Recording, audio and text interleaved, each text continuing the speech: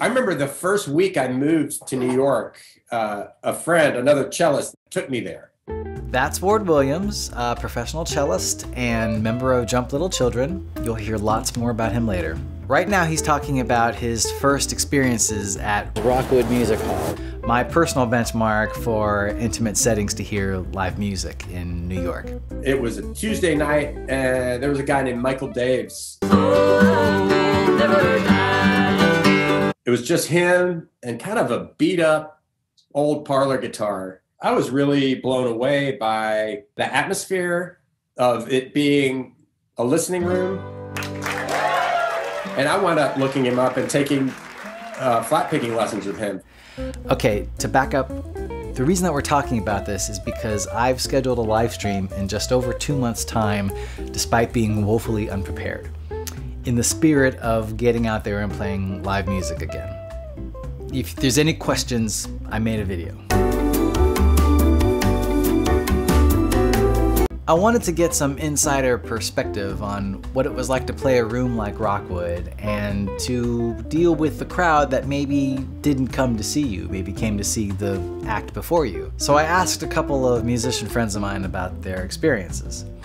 In addition to Ward, I asked David O'Neill, a musician who I saw play Stage 1 on many occasions, a room notorious for its hour-to-hour shifts in attendance.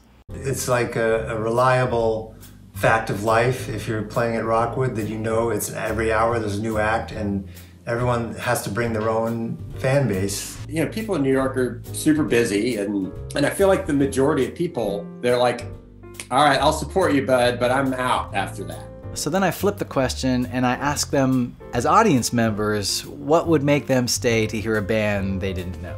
Two things will keep me glued in personally: a killer song and a killer voice. It could be any number of things. It could be if that first song seems really catchy and like the writing is good, you know, and it could also be if the playing is good. This got me thinking about one of my favorite acts that I just found on a whim one night.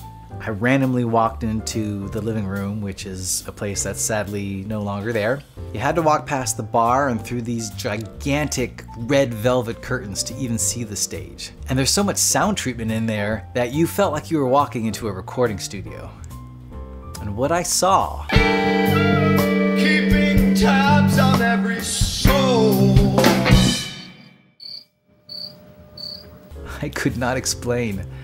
It was like I was walking into a moment that was frozen and being suspended from the stage by this small ensemble who were all dressed very specifically.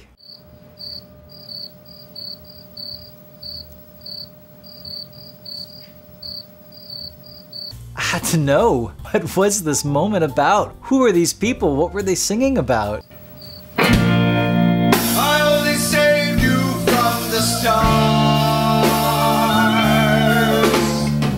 I was transfixed. The act was called Renaldo, a sort of musical theater of the absurd. And at one point in their act, they utilized a rubber chicken and some dental equipment. I don't know, but it was brilliant. Not only did I stay to the end of the show, but I came back several times with friends of mine because I had to share this with them. But thinking about this now, I realized the thing that kept me in the room that night: story and tension. Now, they also had great songs, and they were also great performers. But with these songs and performances, they created so many moments in that room that you couldn't help but want to be involved in their story. Now, for me, I'm not going anywhere near the theatrics of Renaldo, but I do have some ideas on how to infuse some story and tension into my set. I don't know if I'm going to be able to pull them all off, but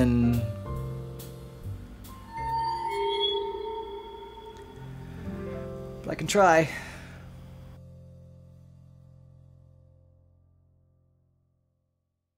I know. Okay, Oscar's gonna make a few guest appearances. Hey, Say hi to Thomas. Say hi. Hi, Oscar.